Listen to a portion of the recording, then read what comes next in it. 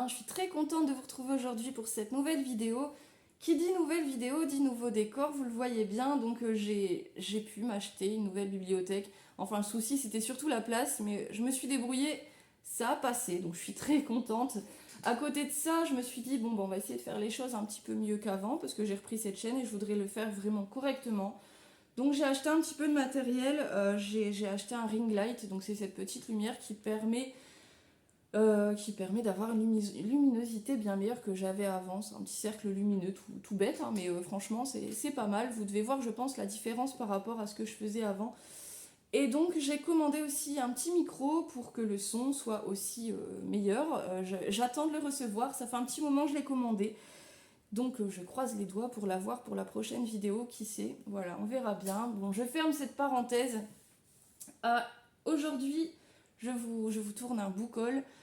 Mais tout d'abord, j'ai 2 services presse à vous présenter. Donc je vais commencer tout de suite avec La mort en tête de Cédric Cyr. Je remercie la maison d'édition HarperCollins France. Donc c'est une maison d'édition que j'aime beaucoup. C'est pas la première fois que cette maison d'édition m'envoie des bouquins. Donc je les remercie pour leur confiance. Donc, alors là, on est sur un thriller fantastique, un très très bon thriller. C'est un auteur que je voulais découvrir, donc ça a été l'occasion. Voilà, on m'a proposé ce livre, j'ai accepté tout de suite. J'avais très envie de découvrir Cédric Cyr. On m'en avait dit beaucoup de bien, donc voilà. J'ai su par contre, en plein milieu de ma lecture, qu'il y avait des livres qui étaient sortis avant, où on parle de ces 2 policiers qu'on suit là-dedans, ces 2 commissaires. Et en fait, ça m'a pas gênée pour la lecture, parce que c'est des livres... enfin, les histoires sont séparées, il n'y a pas de souci, j'ai tout compris.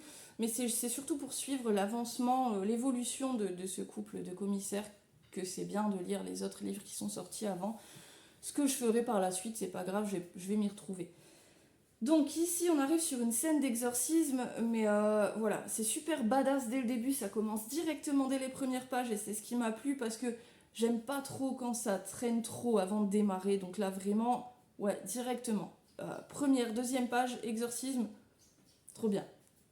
Donc forcément, il y a un prêtre, il y a un petit garçon de 8 ans qui va se faire exorciser, il y a 2 membres de sa famille qui sont là, et il y a un monsieur, un journaliste à sensation qui filme tout ça. Donc il filme tout ça, ou presque. Alors ce monsieur, faut savoir qu'il a échappé à la mort quand il était adolescent, et il vit avec une balle dans la tête.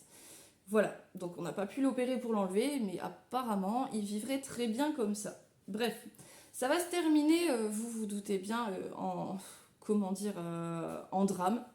On a le petit garçon qui va mourir, et donc la police va arriver sur les lieux, et c'est à ce moment-là qu'on va rencontrer Eva.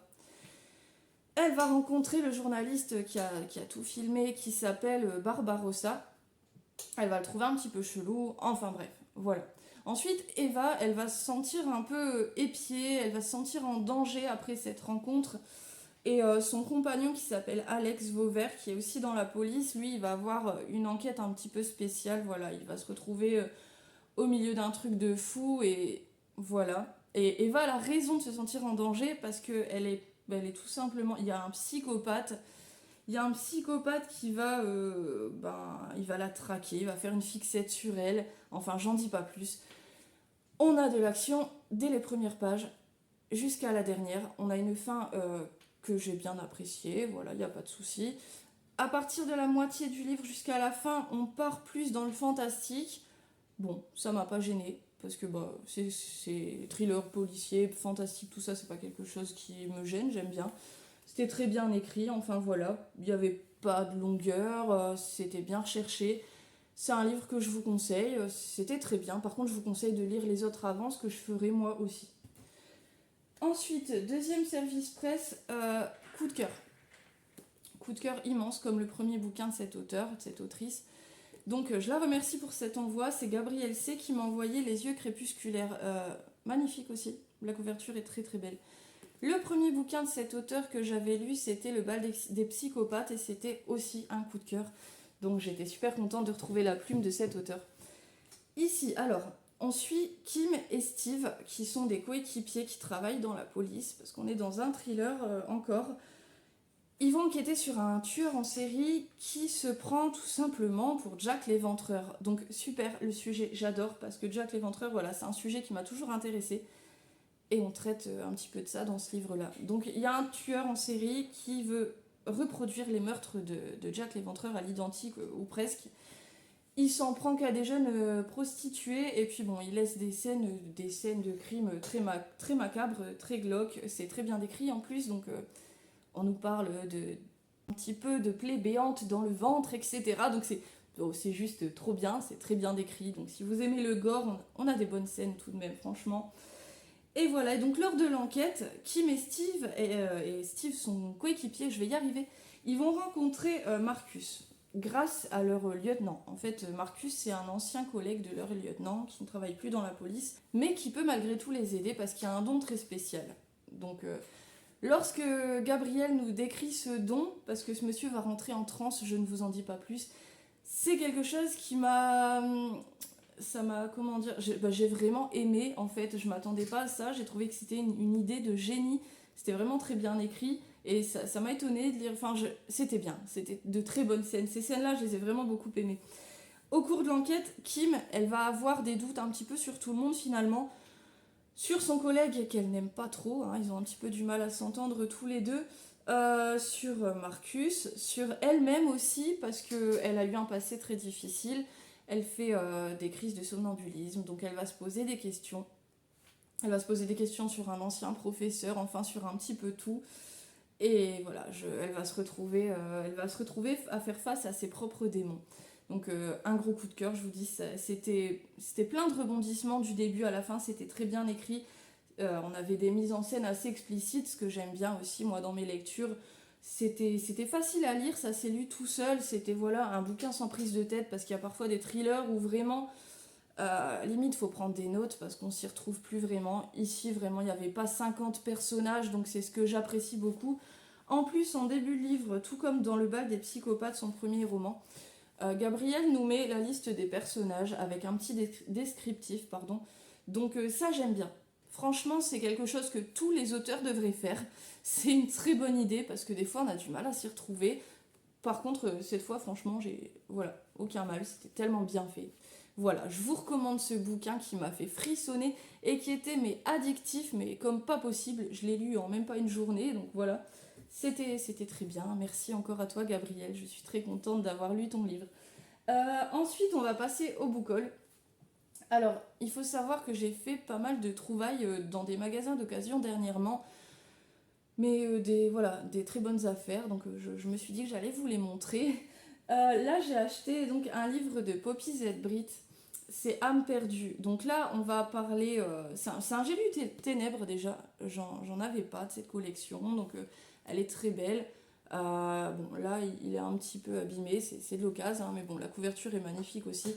Là, on est sur un roman de vampires, mais un roman de vampires qui sont un petit peu modernes, parce que ils respectent plus vraiment les traditions du vampire telles qu'on les connaît. Ils n'ont plus peur du soleil, et ils n'ont plus besoin de se nourrir avec du sang, ce n'est plus devenu vraiment vital. Ils se gavent de produits moins naturels, hein, du coup. Et donc là, ils vont devenir par contre très brutaux et carnassiers, et apparemment on va suivre leur chef qui est d'une beauté angélique fascinante mais très violent et qui choisit ses proies. On n'en sait pas plus vraiment du résumé, c'est un roman gothique, je suppose. Ça fait très longtemps que je n'avais pas lu de livre sur les vampires. Le dernier c'était Dracula l'héritier, l'avant-dernier c'était un livre de Anne Rice, enfin voilà. J'en ai pas lu énormément finalement sur le thème des vampires, c'est pas vraiment mon thème préféré. Bon, j'avais eu un énorme coup de cœur pour Dracula de Bram Stoker, mais c'est pas mon thème de prédilection, mais j'aime bien tout de même, donc j'ai hâte de lire, ça fait longtemps que j'avais pas lu un livre sur les vampires. Ensuite, celui-ci, vous avez dû le voir sur Instagram, parce que je suis revenue sur Instagram, pour ceux qui ne le savent pas. J'ai repris le nom que j'avais avant, donc mes lectures de l'horreur, donc j'ai hâte de retrouver un petit peu tous mes abonnés, et de retrouver les gens que je suivais, qui me manquent beaucoup. Mais il y en avait tellement que pour retrouver tous les noms, c'est compliqué, donc je remercie les gens qui ont partagé mon retour en story, ça m'a fait vraiment super plaisir. Donc celui-ci, donc vous avez dû le voir sur mon feed. Donc là, c'est Toby Joog, Le Possédé. Donc c'est de Denis Wheatley. Je sais pas si je le dis bien, je suis désolée si c'est pas le cas. Donc l'univers des sectes lucifériennes. Donc là, on est sur un marabout fantastique. J'en ai trouvé quelques-uns dans un magasin d'occasion à 20 centimes. Je ne vous montre que celui-ci parce que là je reste sur le thème horreur thriller, mais les autres ce sont des marabouts science-fiction. Donc je vous les montrerai plus tard. J'ai commencé à le lire, j'en suis à une centaine de pages à peu près. Et comment vous dire que je kiffe, mais c'est tout ce que j'aime. Il y a les thèmes, tous les thèmes que j'aime, on parle de l'occultisme, du surnaturel, du satanisme, des sectes. Voilà, forcément. Que demander de plus? Et c'est écrit à la manière du livre du Horla, voilà, le Horla de Maupassant. C'est écrit de cette manière sous forme de journal à la première personne. En plus, c'est pas non plus, c'est une écriture un petit peu ancienne. Enfin voilà, on sent que c'est pas de notre époque. Et c'est justement ce que j'aime beaucoup. Donc j'apprécie beaucoup la plume de cet auteur que je ne connaissais pas du tout et qu'on m'a conseillé. Donc j'en découvrirai d'autres par la suite. Donc ici on suit Toby. Il a eu un accident aérien et il se retrouve paralysé des deux jambes. Donc d'après ce que j'ai lu moi, il est beaucoup alité dans sa chambre ou alors on le sort un petit peu en fauteuil roulant. Voilà, ouais, il est paralysé des jambes, mais bon, il fait pas grand chose. Du coup, il y a deux personnes qui s'occupent de lui parce qu'il vit dans une demeure du pays de Galles, isolée et sans électricité. Alors, une nuit, en fait, ce qu'il nous décrit dans son journal intime, c'est qu'une nuit, il y a une ombre un peu chelou qui s'est matérialisée dehors, enfin à sa fenêtre. D'après lui, ça ressemblerait à une pieuvre, mais bon, il se demande s'il devient pas fou, il essaie de trouver réponse à ce truc un petit peu bizarre, et il a peur, il a très peur, et du coup, après il remonte dans ses souvenirs, et il remonte aux souvenirs de ses 12 ans où il a fait une rencontre avec un fantôme, avec une apparition. Et en remontant dans ses souvenirs, il se rappelle que sa famille touchait un petit peu à tout ce qui est occultisme, etc. Donc il va vite se demander s'ils font pas partie d'une secte et qu'ils font pas tout ça, que ça vient pas d'eux en fait pour le faire passer pour fou et prendre toute sa fortune. Donc ça m'a l'air super intéressant de ce que j'en ai lu, j'arrive pas à décrocher, hein, je suis vraiment à fond dedans, c'est une plume comme j'aime. L'édition est magnifique, la couverture est très très belle, c'est un livre vraiment qui va beaucoup me plaire. Par contre, petit bémol, c'est écrit tout petit. Voilà, c'est écrit vraiment petit. Et moi qui dois changer de lunettes, donc j'attends la réponse pour en changer. Ma vue a encore changé. Donc j'ai un petit peu de mal avec ça. C'est bon. Voilà. Alors ensuite, j'ai trouvé un vieux bouquin pour 2 € en occasion aussi. Donc c'est Contes et romans de Maupassant, les contes de la peur et de l'angoisse. Ce livre est magnifique. Voilà, il est juste super beau. Donc là, c'est des nouvelles, hein. Je l'ai commencé un petit peu, je suis à 100 pages environ, comme c'est des nouvelles, j'en lis une de temps en temps, j'adhère totalement à la plume de Maupassant, c'est juste magnifique, mais vraiment, ça me fait penser à la plume de Edgar Allan Poe aussi, que j'aime beaucoup. Donc là, on a 46 nouvelles, pardon, sur les thèmes horrifiques et fantastiques. Voilà, j'ai adoré tout ce que j'ai lu pour le moment, c'est flippant, c'est poétique, enfin c'est vraiment une belle plume. On parle d'apparitions, on parle d'émotions telles que la peur. On parle aussi de drogue, on parle de revenants, de suicide, de folie, de jalousie. Voilà, on est sur des thèmes bien horrifiques, fantastiques, comme nous dit le titre. J'adore. En plus, il est très beau, mais vraiment, il est magnifique. J'aime bien ce genre de vieux livre. Je vous ferai un retour dessus quand j'aurai tout lu, mais pour le moment, j'aime beaucoup. Ensuite, j'ai acheté un Poppy Z Brit, donc c'est Contes de la Fée Verte. C'est un auteur que j'aime beaucoup. Donc voilà, ça faisait longtemps que j'en avais pas acheté. J'en ai acheté un. Le premier que je vous ai montré, c'était Poppy aussi. Voilà, donc là, c'est un recueil de nouvelles aussi. On nous dit derrière: que se passe-t-il lorsque deux frères siamois séparés à la naissance n'ont qu'un seul souhait, redevenir un? Quand chaque apparition d'un chanteur de rock s'accompagne d'un drame, quand un entrepreneur de pompes funèbres du quartier de Chinatown vous charge de surveiller un cadavre, et quand vous vous perdez dans Calcutta livré aux morts vivants. Enfin voilà, ces nouvelles me donnent vraiment toute envie. Elles ne sont pas toutes présentées en plus dans ce résumé, donc il y en a bien plus. La première, surtout avec les frères siamois, voilà, j'ai vraiment envie de la découvrir. C'est Poppy Z Brit, c'est une auteure que j'aime beaucoup. Donc j'ai vraiment hâte de lire ce petit recueil. Ensuite, j'ai acheté. Alors là, on n'est pas du tout dans l'horrifique, enfin vraiment quoi. On est dans un bouquin d'humour noir un petit peu absurde, évidemment, c'est voulu, vous connaissez, je pense. C'est Le magasin des suicides de Jean Telet. Donc là, il y a une adaptation, un film d'adaptation que j'avais vu, mais il y a super longtemps, mais vraiment très longtemps, donc je me rappelle pas de grand-chose finalement. Donc là, on va suivre les membres d'une famille qui tiennent un magasin où l'on trouve de tout pour se suicider. Donc en passant du poison par une corde, par la corde pour se pendre, par la lame de rasoir, etc. Vraiment, on trouve de tout. Et il y a Marilyn, la fille de cette famille, qui veut en finir avec la vie, mais elle ne peut pas, car sinon, qui est-ce qui tiendrait le magasin des suicides?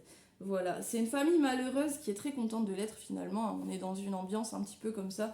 Et il y a le petit dernier qui s'appelle Alan, que la nature va doter d'un horrible défaut. Il adore la vie, donc ça va causer un petit peu des problèmes à ses parents qui tiennent ce magasin de suicide. Voilà, donc c'est une petite histoire assez courte que j'ai hâte de découvrir. Je pense que ça risque d'être sympa. Voilà, ça va changer un petit peu de ce que je lis d'habitude. J'ai acheté aussi alors un grand classique que j'ai pas encore lu. Donc c'est Sa Majesté des Mouches de William Golding. Donc moi j'ai une vieille édition Folio Junior, mais pourquoi j'ai pris celle-là? Alors j'ai pris celle-là parce qu'elle est illustrée et je trouve que c'est super sympa. Hein. Moi j'aime bien. Donc là vous connaissez tous, je pense. On va suivre un groupe d'enfants de 6 à 13 ans voilà, suite à un accident d'avion, ils vont être isolés sur une île déserte. Ces enfants vont tout faire pour essayer de survivre. Et voilà, ils vont être divisés en plusieurs clans. Il y aura de la violence sans limite entre eux. Ils vont être très cruels entre eux aussi. Donc là, c'est clairement un roman qui nous parle de l'évolution de la civilisation vers la sauvagerie. J'ai hâte de découvrir ça parce qu'il était temps. Franchement, on en parle beaucoup. Il paraît qu'il y a des scènes vraiment très très cruelles qui mettent assez mal à l'aise le lecteur. Donc j'ai hâte de découvrir tout ça. Ensuite, j'ai un Pocket Terror. Celui-ci me hypait énormément, donc voilà, je l'ai commandé sur Vinted. Donc c'est Confessions androgynes d'Andrew Nederman. Donc là, on va parler de Cléa, c'est une belle jeune femme, une actrice, qui va se réveiller aux côtés de son amant. Il est mort horriblement mutilé dans le lit, juste à côté d'elle. Et elle va tout de suite penser à Richard. Elle va dire que c'est Richard, par jalousie, qui aurait fait ça. Alors, c'est super chelou, mais Richard, apparemment, il est en elle. C'est une partie d'elle-même liée à un seul corps. Voilà, donc c'est pour ça que ça m'intéressait beaucoup cette histoire. Je trouve que c'est super. Voilà, je sais pas, j'ai envie de découvrir ça. Donc elle va décider d'en finir avec cette partie d'elle-même et de s'opposer à cette métamorphose. Elle va se confier à l'inspecteur Mayer au risque de condamner tous les siens. J'y suis arrivée. Voilà, donc petite lecture de 150 pages, ça va aller vite aussi. Encore et toujours un Pocket Terror. C'est Nous avons toujours habité le château de Shirley Jackson. Donc c'est une auteure assez connue que je n'ai pas encore lu non plus. Donc il y a d'autres de ses livres qui sont dans ma wishlist. Donc je vais déjà lire celui-là et on verra bien si j'aime bien. Là on est dans un roman de gothique d'après ce qu'on m'a dit. On va suivre la narratrice qui s'appelle Marie. Elle a 18 ans, elle déteste les gens, les chiens, les bruits, elle n'aime rien. Elle déteste même sa famille restante, parce qu'il y a beaucoup de membres de sa famille qui sont décédés dans des circonstances très mystérieuses. Donc il ne lui reste que sa sœur et son oncle, qui commencent à perdre la tête d'ailleurs, et ils vivent tous les trois dans une grande demeure. Les gens du village n'aiment pas trop cette demeure, et ces gens non plus, car il y a un secret qui pèse sur eux. Voilà, j'en sais pas plus, mais ça m'a l'air vraiment sympa, donc je découvrirai la plume de cette autrice, de cet auteur. J'ai toujours du mal, auteur, autrice. Ensuite, j'ai acheté j'ai lu Épouvante, qui est très très beau. Donc Le sang de l'agneau de Thomas Monteleone, je pense. Je pense que ça se dit comme ça. Donc là, c'est un récit qui traite, enfin c'est un petit peu un truc apocalyptique. On nous dit que l'apocalypse est proche. Les médias annoncent de mauvais présages. On va suivre un jeune prêtre qui accomplit des miracles et rassemble des milliers de fidèles. On a Marion, une journaliste, qui va le suivre et qui va commencer à douter. Alors, est-ce qu'il va prévenir l'apocalypse ou est-ce qu'il va la déclencher? Voilà, on n'en sait pas plus. Ce bouquin a remporté le prix Bram Stoker, donc je pense que ça va être très intéressant et très bon à la lecture aussi. Pour terminer, j'ai plusieurs livres à vous présenter, c'est une collection. Alors là, j'ai fait le coup. Je suis allée à Cash Converter ou Easyca, je ne sais plus. Non, Cash Converter. Et il y avait une promo, c'était 5 € pour 20 livres. Donc j'ai trouvé plein de livres super intéressants en plus, donc trop contente. Alors, moi, j'avais déjà celui-ci de cette série. Voilà, donc c'est la série, enfin c'est la maison d'édition, la collection Le Cabinet Noir, les belles lettres. Donc il y en a plusieurs, c'est que des nouvelles. Ils traitent tous de thèmes bien particuliers tels que l'horreur, l'horreur, l'épouvante, le fantastique, la science-fiction, etc. C'est une collection qui a été créée en 1997 et qui s'est arrêtée en 2003. Apparemment, il y aurait 38 livres qui seraient parus sous l'édition Les Belles Lettres. Bon, moi, j'ai juste ça, mais déjà très contente de les avoir. Donc celui-ci, L'Empire des Nécromants, je vous disais, je l'avais déjà. Horreur cosmique. Là, j'ai trouvé La Clairière des eaux mortes, roman satanique. Donc, les couvertures, mais elles sont juste superbes. Elles sont superbes. Ici, j'ai Fantôme, Hantise et Terreur.